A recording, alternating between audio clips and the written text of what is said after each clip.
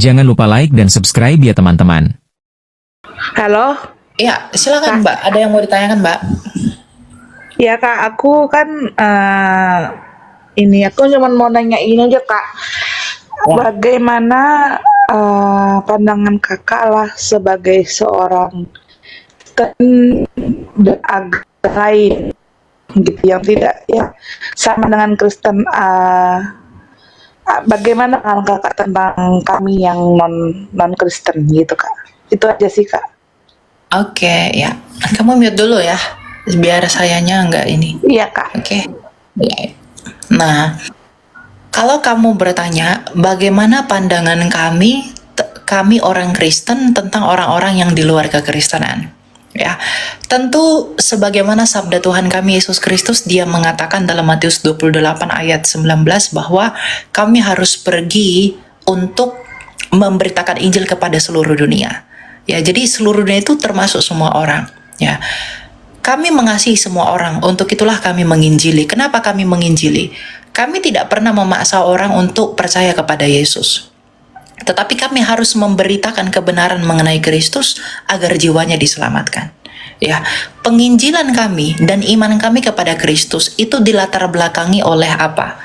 Oleh keselamatan yang akan kami peroleh dari dalam Dia, yang menjanjikan keselamatan itu.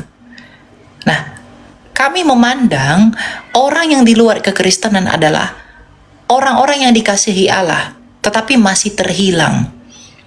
Ya, kenapa terhilang? Karena mereka belum diperdamaikan dengan Allah. Percaya atau tidaknya kepada Kristus itu tentang pembenaran dan pengudusan. Ingat Mbak, kita masuk neraka itu bukan oleh karena tolak Yesus. Kita masuk neraka itu oleh karena dosa-dosa kita semua. Dosa kitalah yang membuat kita terlempar ke dalam neraka. Dosa kitalah yang membuat kita mengalami penderitaan. Nah, Tuhan Yesus datang ke dunia ini menggantikan kematian yang seharusnya kita terima, agar setiap orang yang percaya kepadanya tidak lagi mengalami kematian itu. Ya, jadi Tuhan Yesus itu menggantikan apa yang seharusnya kita terima, yaitu kematian kekal. Dan Tuhan Yesus tidak hanya menggantikan kita, tetapi Dia mengalahkan kuasa kematian itu melalui kebangkitannya.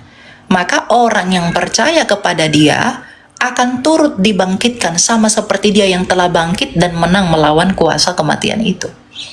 Jadi kenapa sih Yesus harus mati? Ya, mungkin teman-teman Muslim atau orang di luar Kristen akan bertanya-tanya, kenapa sih Tuhan itu harus mati, kok repot banget gitu ya? Karena Tuhan Yesus pernah berkata, Akulah kebangkitan dan hidup. Kalau Dia tidak mati, bagaimana mungkin Dia membuktikan ucapannya bahwa Dia adalah kebangkitan dan hidup? Ya, jadi karena Tuhan Yesus di dalam sejarah itu bangkit dan hidup kembali, maka kami tidak punya alasan untuk ragu kepada Dia, bahwa Dia akan melakukan hal yang sama kepada orang-orang yang percaya kepada Dia.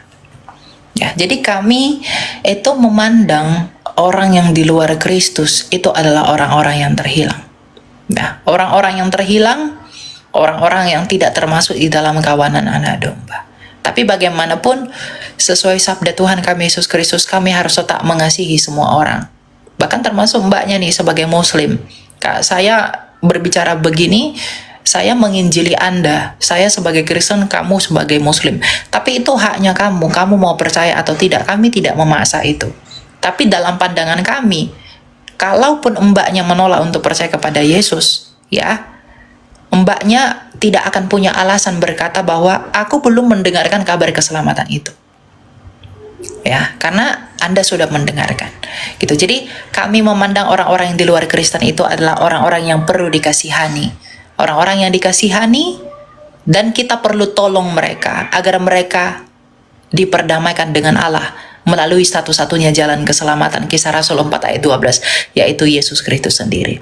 Karena tak satu pun yang bisa kalahkan kematian itu selain daripada Dia yang tidak berdosa, yaitu Yesus Kristus. Gitu, ya. Gitu, Mbak. Ini kan tadi Mbak bilang kan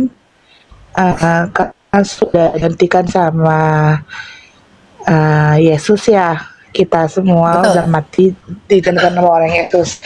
Jadi gimana kalau misalnya kan, kalau menurut saya kan Mbak kan, kalau setiap orang, Mas kan setiap orang Kristen kan pasti masuk surga. Jadi kalau misalnya kami yang belum percaya sama Kristen, misalnya kayak saya Muslim, itu kira-kira masuk surga juga atau ditebakkan di neraka akhirnya? Oh, tapi kami tidak percaya Yesus gitu. Saya kan Hmm. percaya Yesus itu adalah seorang Isa ya, gitu Mbak. Oh ya. Mas. Ya, ya. Oke. Bagaimana nasib kami orang yang tidak mau percaya kepada Yesus? Ya, dosa-dosa Anda akan membawa Anda ke neraka. Kami percaya kepada Yesus, maka dosa-dosa kami itu sudah dikalahkan oleh Yesus Kristus melalui kematian dan kebangkitannya. Dan orang yang tidak percaya kepada Yesus, maka dia tidak punya jalan untuk datang kepada Bapa. Maka dosa-dosanya akan membawa dia dan menyeret dia ke dalam perapian yang menyala-nyala. Karena dia tidak dikuduskan, dia tidak dibenarkan. Siapa sih manusia yang benar? Nggak ada, semua kita tuh orang berdosa. Tapi Yesus Kristus dia tidak berdosa. Dan ketidakberdosaan dia itulah yang akan membenarkan kita sebagai orang yang tidak berdosa, sebagai orang yang berdosa untuk tidak berdosa melalui iman kepada dia. Ya. Jadi kalau tidak mau percaya Yesus, bagaimana nasibnya? Dosa-dosanya akan membawa dia kepada alam maut. Tapi kalau kamu percaya Yesus, imanmu itu akan menuntun rohmu ke alam Firdaus. Karena kamu sudah punya tiket, yaitu Yesus Kristus sebagai kebenaran dan hidup itu. Gitu. Jadi Kak, kalau misalnya ya kan gini, kita tuh jahat, suka berzina, suka mabuk-mabukan, suka menjahatin manusia lain. Tapi iman kita tuh percaya Yesus tuh kayak gimana? Itu masuk surga juga? Oh enggak, karena begini, percaya itu bukan sekedar percaya. Karena gini deh, kamu percaya nggak saya sembuh kalau saya nggak bisa jalan kaki? Nggak mungkin dong. Lihat ah. Bisa aja Kak. Itu kan Bukan ke kalau situ. sakit ya. Poin yang mau saya tegaskan itu adalah bukti iman.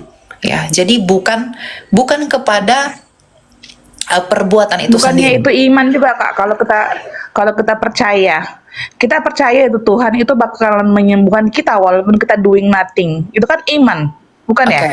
Sekarang saya tanya, kamu percaya nggak air ini menghilangkan hausmu? Percaya? Kalau kamu tidak minum air ini, apakah kamu hausmu akan hilang? Saya kan ngomongnya di sini dari kata-kata mukjizat Kak. Kalau Tuhan mau saya tidak haus, ya itu pasti tidak haus. Bukan. Saya tidak menyoroti mukjizat. Saya tidak menyoroti mukjizat. Mungkin Anda tidak menangkap ya. Saya tidak akan makan, saya tanya kakaknya. Bentar. Iya. Mungkin Anda tidak menangkap maksud saya. Maksud saya begini, kalau ada orang mengaku Kristen tapi dia jahat, artinya dia bukan Kristen, Mbak. Makanya saya katakan, kalau ada orang mengaku sembuh tetapi nggak bisa jalan kaki, artinya dia belum sembuh. Dia bohong.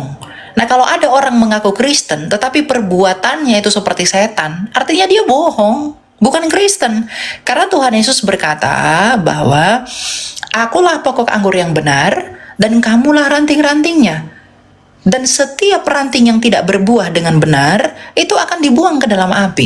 Jadi kalau kita mengaku Kristen, dan kita adalah ranting-rantingnya Kristus, dan kita tidak punya buah-buah hidup yang baik, ya maka kita akan dibuang ke dalam api. Itu maksud saya.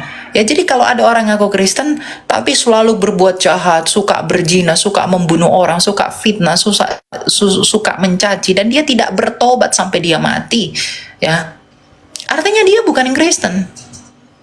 Ya, dia tidak percaya. Karena kalau kamu percaya air ini menghilangkan hausmu, tapi kamu tidak minum, kamu tetap haus. Nah, kamu percaya Yesus adalah Tuhan, tapi kamu tidak menghidupi Yesus sebagai Tuhan, kamu tetap tidak selamat. Kamu tetap bukan Kristen. Karena iman tanpa perbuatan adalah mati. Yang dimaksudkan dalam frasa itu adalah iman tanpa bukti iman itu adalah mati. Gitu.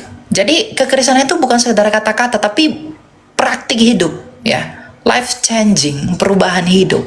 Karena kalau kita percaya kepada Kristus, ada perubahan di dalam hidup kita yang menjadi buah Roh Kudus itu sebagai meterai atas kita. Jadi kalau ada orang percaya Yesus, dosanya segini. Sebelum percaya Yesus segini. Ya, setelah percaya Yesus, dosanya jadi segini. Artinya ada progres. Orang-orang itu selamat. Tapi kalau percaya Yesus begini sampai mati, setelah percaya Yesus tetap begitu, tidak selamat. Kenapa? Tidak ada buah dari imannya, itu berarti dia bohong. Gitu ya. Jadi Ya, bukan oke lah, Kak. iman itu bukan Oke. sekedar ucapan, tapi bukti. Gitu. Oke Kak, makasih banyak ya Kak ya. Oke, ya gitu ya.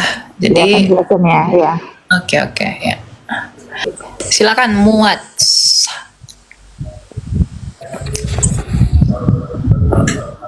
Halo?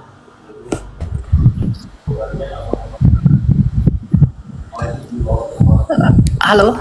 Iya, halo. Ya silakan, ada yang mau kamu tanyakan?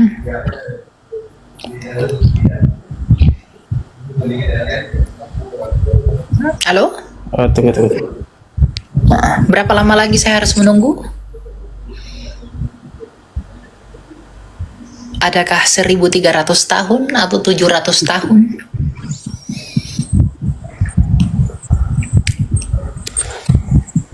Mau tanya kalau misalnya dalam kepercayaan umat Kristen itu apakah Nabi Muhammad itu ada? Oh enggak, kita tidak percaya Nabi Muhammad. Umat Kristen tidak percaya itu. Terus kalau Karena syarat Nabi itu yang pertama harus dari Israel. Nabi Muhammad bukan dari Israel. Yang kedua, Nabi itu harus ditabiskan dengan 2 saksi. Nabi Muhammad siapa yang menabiskan?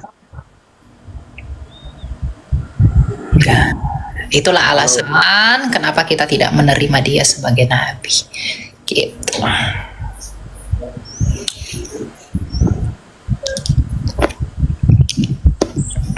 Gitu ya. Oke. Terus kalau misalnya Nabi terakhir di Kristen itu ada? Oh, Yesus adalah Nabi terakhir. Yesus punya 3 gelar.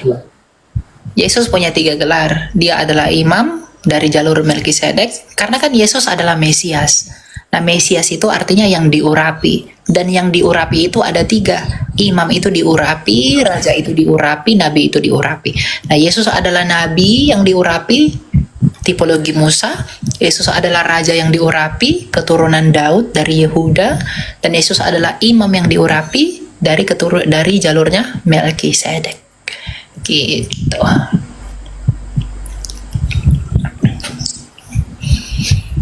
Gitu ya. Kasih Kak. Ya. Gitu. Oke. Jadi begitulah kira-kira